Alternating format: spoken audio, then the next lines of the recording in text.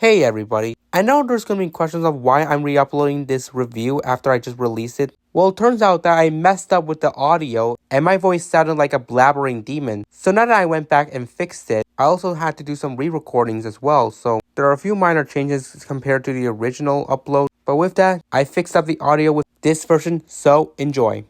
I am the warrior. If this is Knuckles' jam, so will be mine.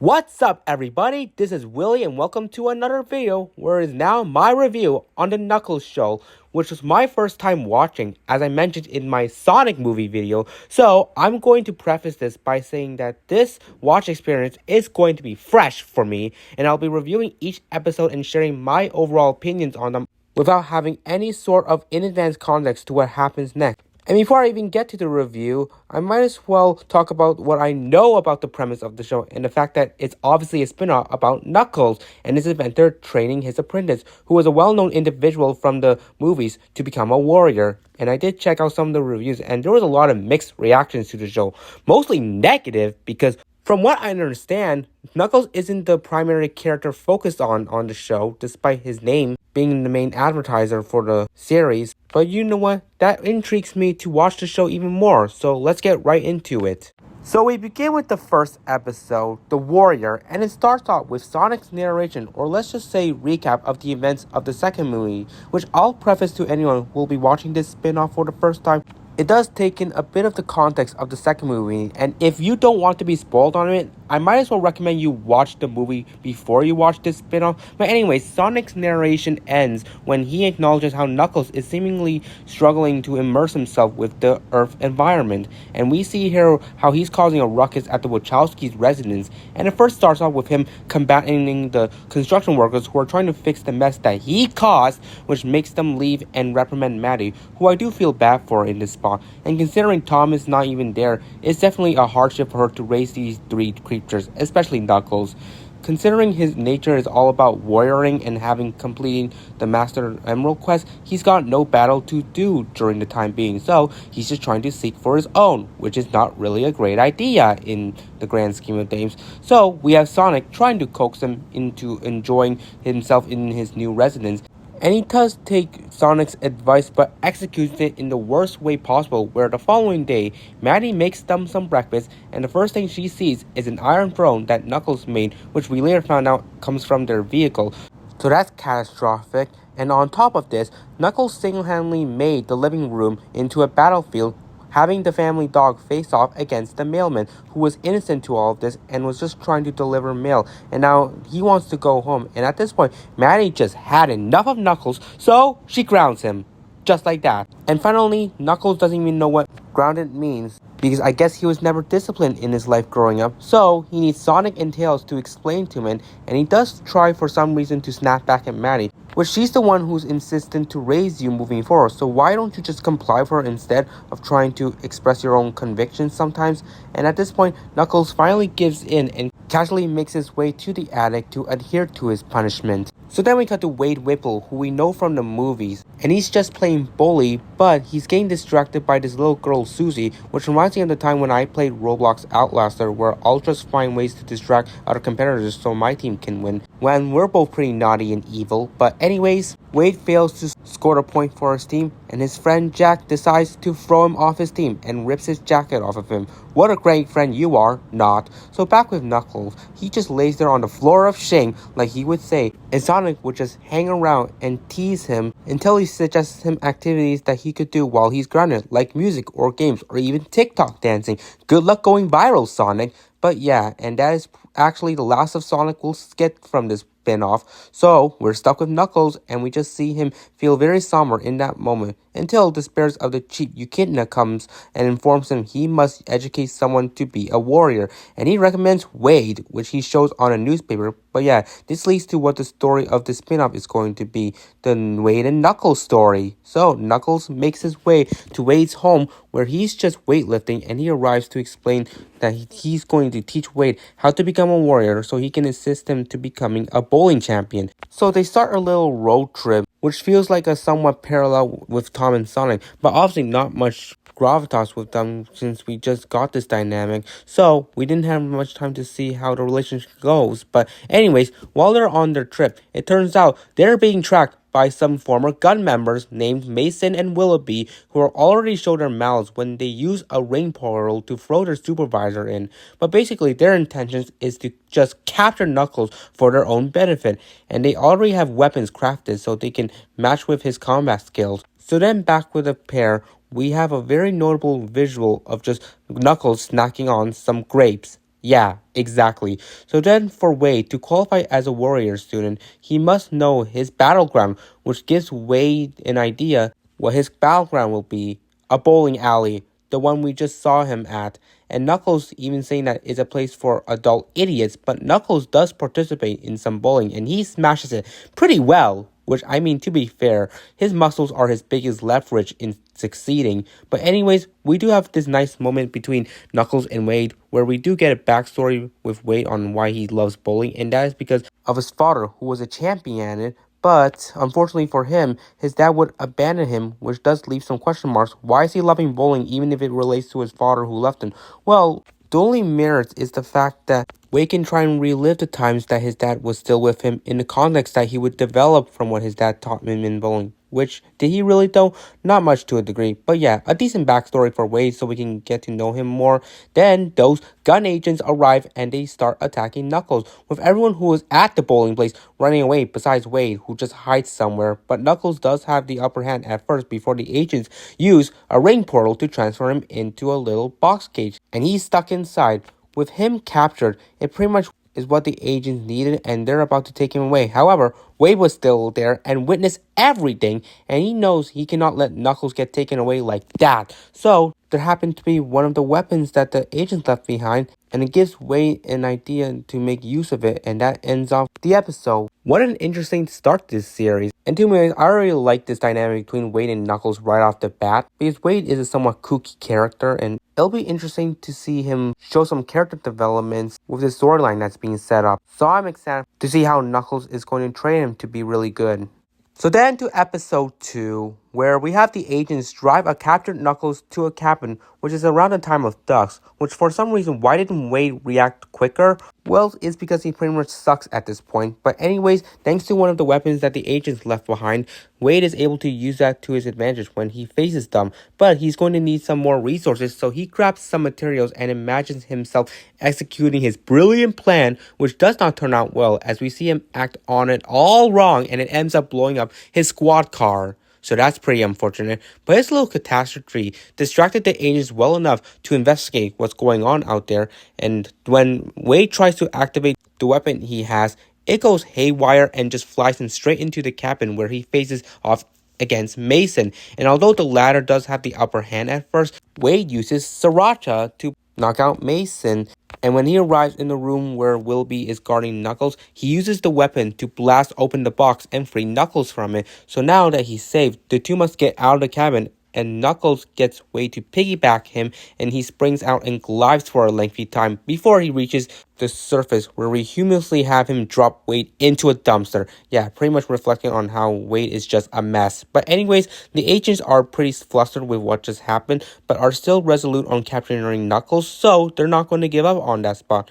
Anyways, Wade and Knuckles take a vehicle and they stop by a burger place so they can have what I would call just a midnight snack, since they're like in the middle of night, but Knuckles seems to be very resentful on the food and would have preferred something like Doritos or grapes, which is something that I forgot to mention is how much he obsessed over Doritos. But yeah, during the scene, we do get another nice bonding moment between the two, where Knuckles opens up about his background to Wade, and we once again have him talk about struggling to sell himself at home, which we know is his biggest struggle with his settlement on Earth. But also, he signifies on his history of facing betrayal, and we all know Robotnik did that to him in the second movie, so knowing that he's faced that prior definitely makes him a lot more sympathetic on that end. And Wade can honestly feel that too, as we know he got betrayed by his childhood father who left him. And although not mentioned, I will acknowledge his friend Jack, who betrayed him back in the bowling alley. So the betrayed feeling is something that really attunes these two together. But anyways,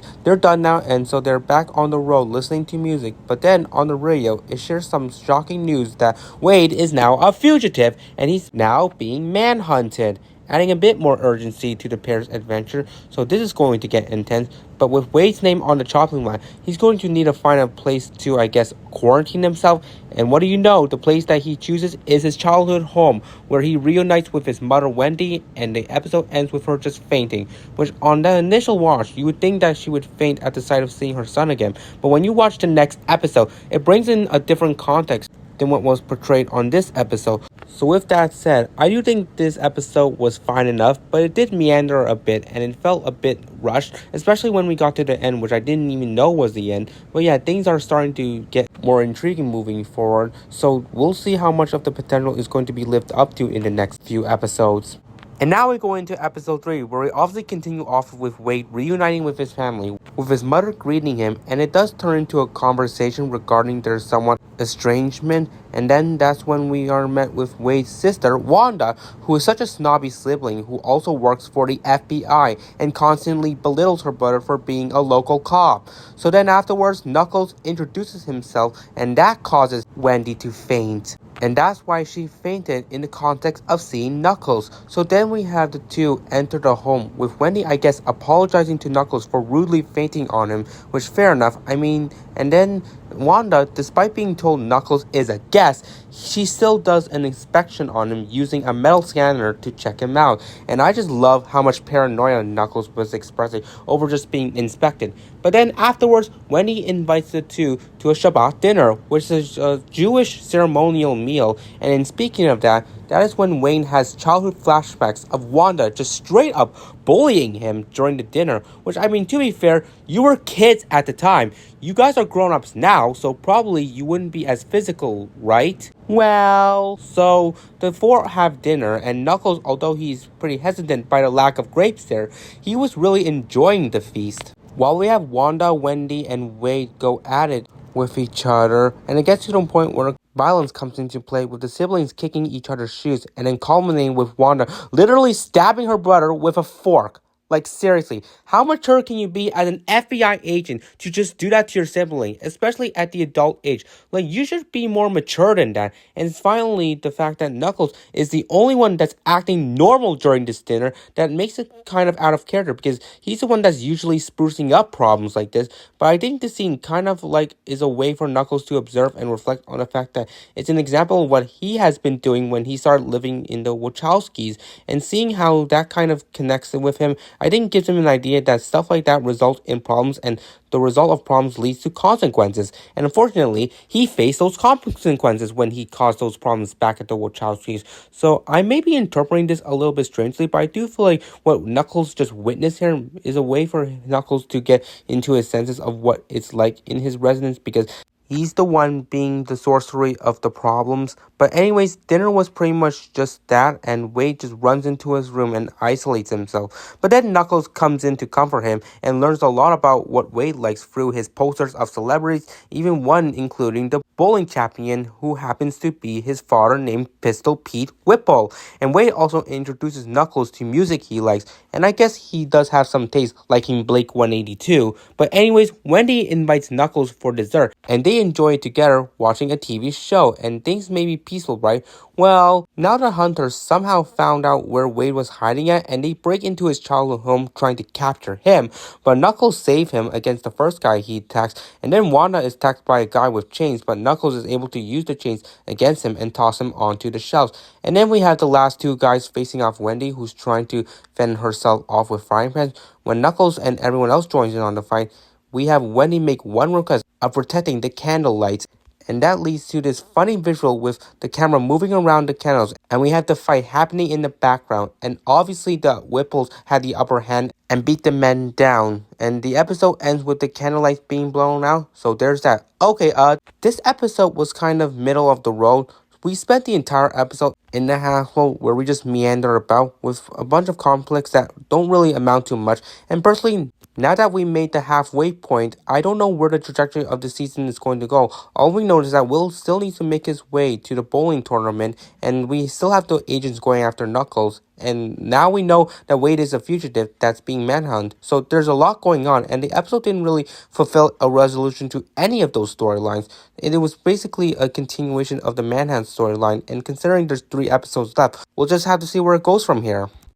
Now we get into episode 4, where I feel like from here on out, it becomes the climax of the series, where some of the subplots that I just mentioned would finally find its closure throughout these last few episodes. So I do like that aspect of it, but to summarize this episode, it starts off with Wade waking up in his now damaged childhood home thanks to the battle that occurred the previous night. And when he heads to the front porch to think everything is going to be peaceful, boy did he jinx it as he gets captured by a bounty hunter and is dragged across the street with Wanda and Knuckles happening to come out and witness him. And they surprisingly choose to not help him despite the danger that Wade is clearly in, which is kind of confusing why Knuckles isn't trying to help him despite him helping him before. And his justification is the fact that a warrior must learn how to rescue by themselves, which I mean, fair enough. In the situation where Knuckles was in, he was completely trapped, where there was no escape route unless he got help, where in Wade's case, he does have opportunities to rescue himself since he got more leeway, but he just doesn't recognize that. So that's an interesting training method for warriors to learn, is how to rescue themselves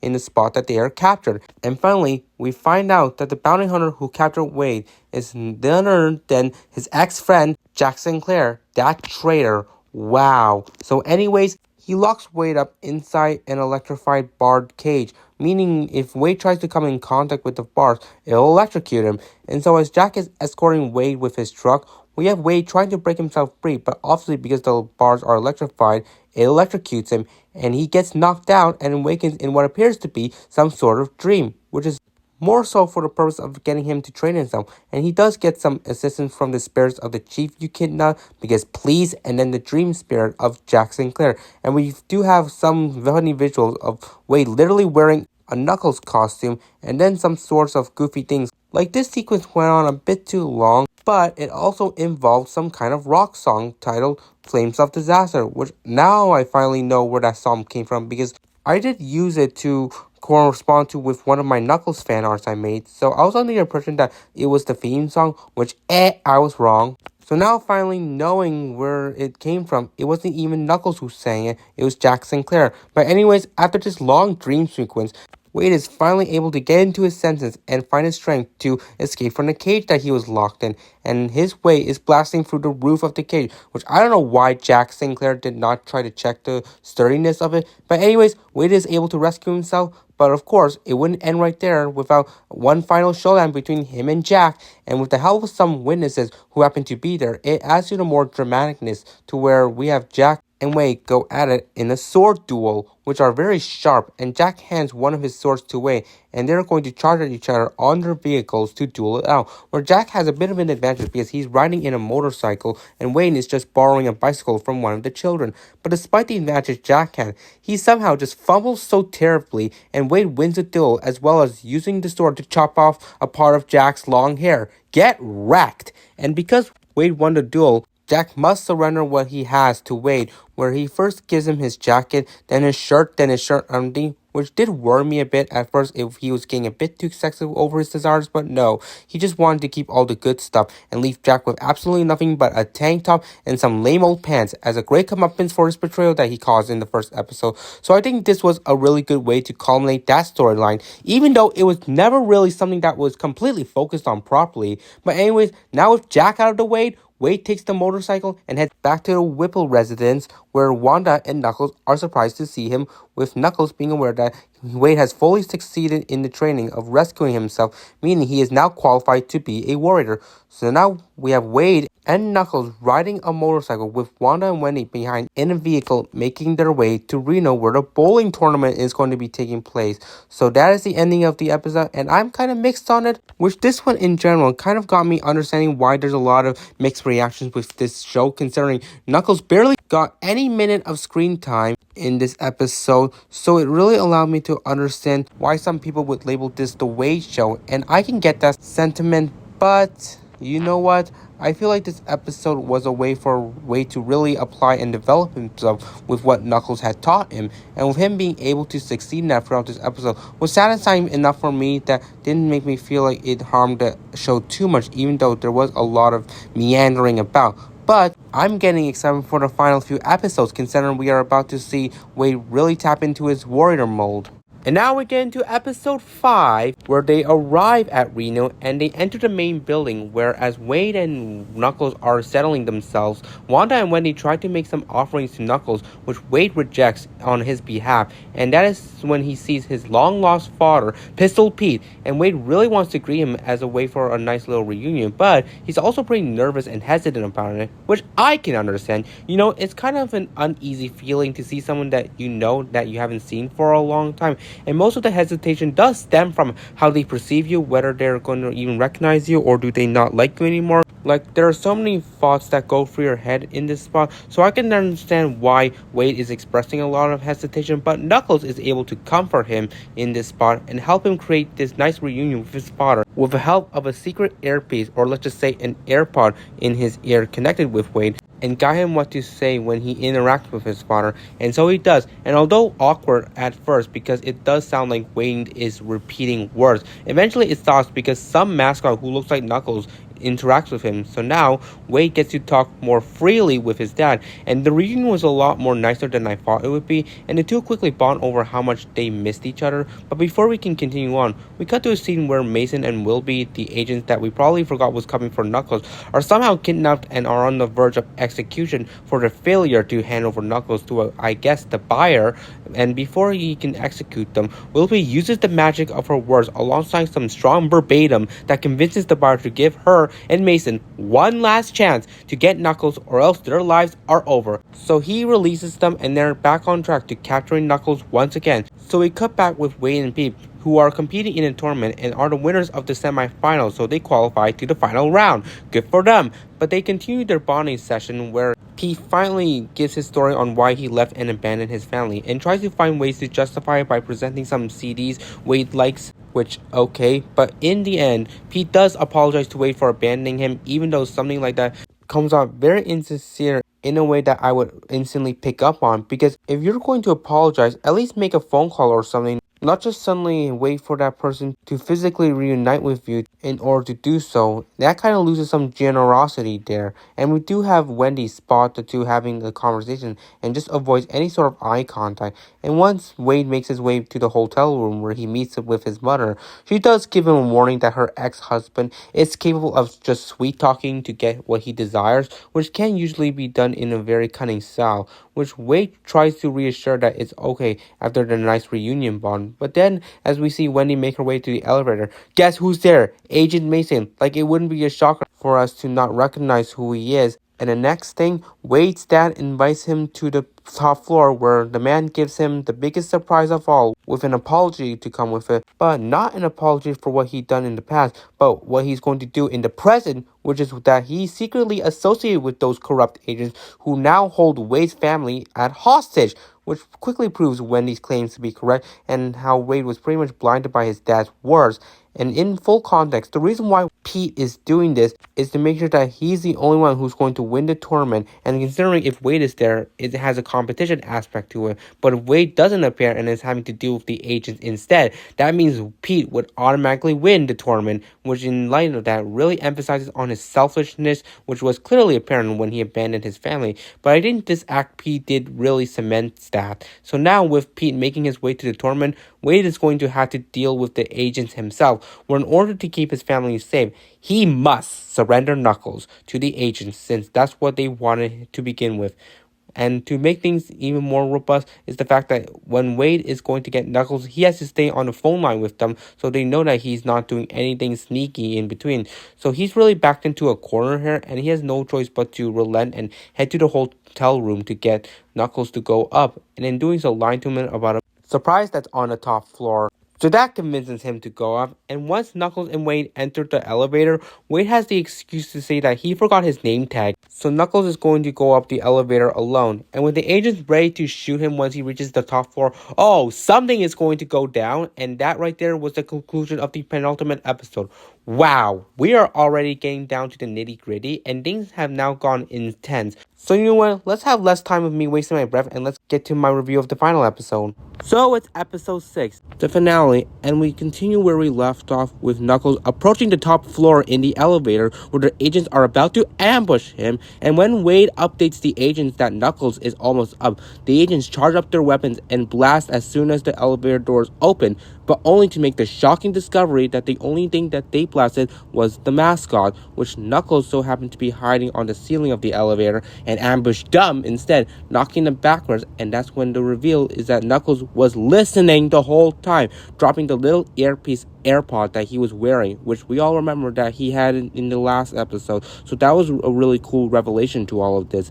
And now we have this battle with Knuckles and the agents, while Wade is able to make his way to the top and free his family. Well, I'll just say his mom Wendy, because Wanda is too stubborn to have her brother free her and would rather do her method of freeing from the cuffs, considering she's FBI and her way of doing it is dislocating her thumb.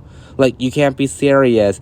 And especially in a spot where your brother can literally unlock you. Like, how biased could you be? But back with Knuckles, he's able to end the battle by deflecting the agents' ring portals at them, setting them somewhere else where they're never seen again. So that ends off that storyline with the agents because they messed with the wrong warrior, which is what Wade would say. So the ordeal was over, and oh yeah, Wanda did break free from her cuffs by dislocating her thumb. And that visual is just disturbing. Don't ever show something like that again.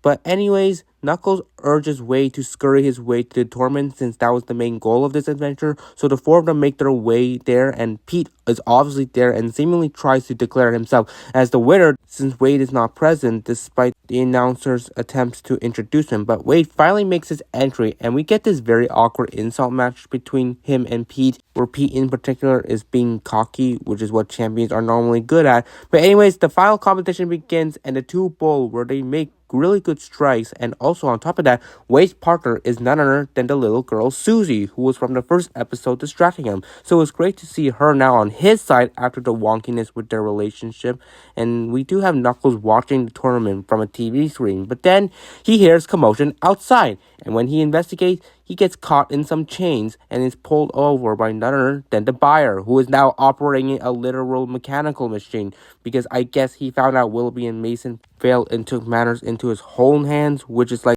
if this is what your approach was, then you should have done it to begin with instead of relying on others. But anyways, Knuckles is in trouble, and in the tournament, it's now the final round where Pete, despite him being the bowling champion, suffers a spare. So, Wade has the opportunity to outmatch his father, and he makes his strike, and they do this dramatic effect where he's able to knock down a majority of his pins, and he only has one left where it almost remains standing, but it eventually falls down, officially declaring Wade as the winner, beating out his champion father Pete Pistol, who is a loser now, after he tried to call his son the loser. But then, just as everyone's celebrating, Knuckles crashes through the walls because the buyer is attacking him and trying to get his powers. And Wade, knowing that his warrior master is in trouble, cannot refrain from this and immediately goes and faces off against the buyer. And while he does seem powerless, his family comes rushing in a weird bowling vehicle where it contains bowling balls because they're heavy enough to cause damage. And with the help of some mechanical gloves that Wade gets to wear, it leverages his strength a bit.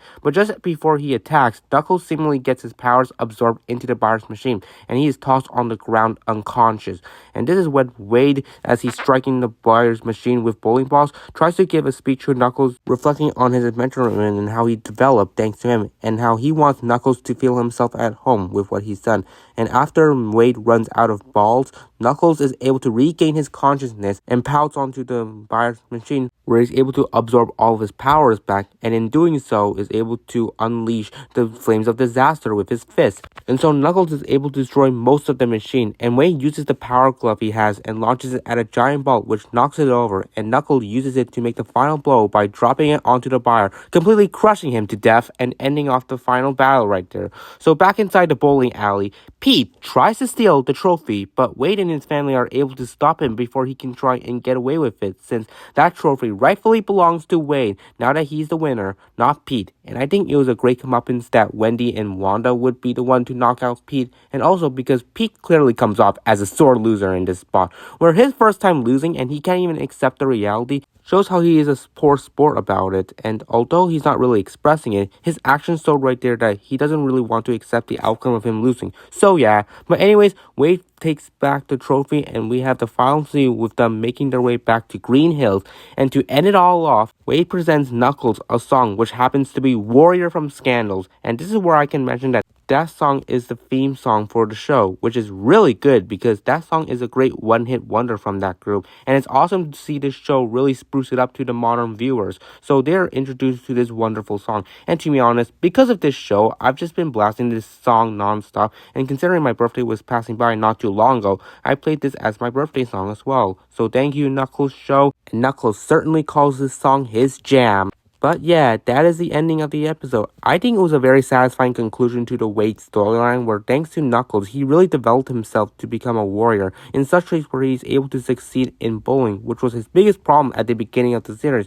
But I'll be honest, this does come with some missed potential where this could have been a great transition into the Dirt movie if anything of substance was leading up to it, which unfortunately didn't. And any sort of context this show had into the Dirt movie was just showcasing why Wade was the one guarding the Master Emerald, because Knuckles elected him to after his adventure with him. There's that, and another thing that this show could have done, although minor and not really something that amounts to much, is it could have been cool to see the Wachowskis' reactions to what Knuckles was doing, because clearly the last time they were there, Knuckles was grounded, and considering he did sneak off an adventure with Wade to Reno, they should have known that he was out for a bit, and it would have been interesting to see the reactions when Knuckles came back. Like, I want to know what Sonic, Tails, and Maddie were thinking, and you know what, it could have been great if there was any sort of mention of it in their movie, but no. So I do feel like there was a lot to be desired in this spot, but you know what, it is what it is. And if they do happen to make a second season, I'm definitely tuning in to see what they do with it. So that wraps up my Knuckles review. And with my thoughts on it, I understand why it's not really that revered, because it stands for somewhat false advertisement where it's not really a show focusing on Knuckles and instead shines on the character of Wade Whipple more. But for me, I feel like I like this aspect a lot because it gives more time for Knuckles to be the character that shapes someone else to be successful, and for him to be able to succeed in getting that person to develop is something that I do find as a satisfying storyline. And I did enjoy a lot of aspects of this show because how goofy it is, as well as how much they meander about with the silliness in all sorts. So I'm coming out of the show being mostly positive on it. And you know what? I understand that it's probably going to be a hot take that I do like the show a lot more than the general fan base. Now, everyone is always entitled to their own opinions, so there's no right and wrong in that case. But the way I want to argue here is the fact that I do like a lot of the creativity that this show encompasses, and it tries something that is at least more groundbreaking and not as tropey. Even though there's a lot of flaws this show has, which is pretty apparent after watching the episodes, it didn't overall harm my experience with it, and I had a lot of fun with it. And basically the story of Knuckles training Wade Whipple to become a champion. So, with that, I appreciate you all tuning in, and expect more videos like this down the road when there's a show that I want to make a video on, and I'll pretty much be continuing to make more videos on YouTube. Thanks, and I'll see each and every one of you in another video.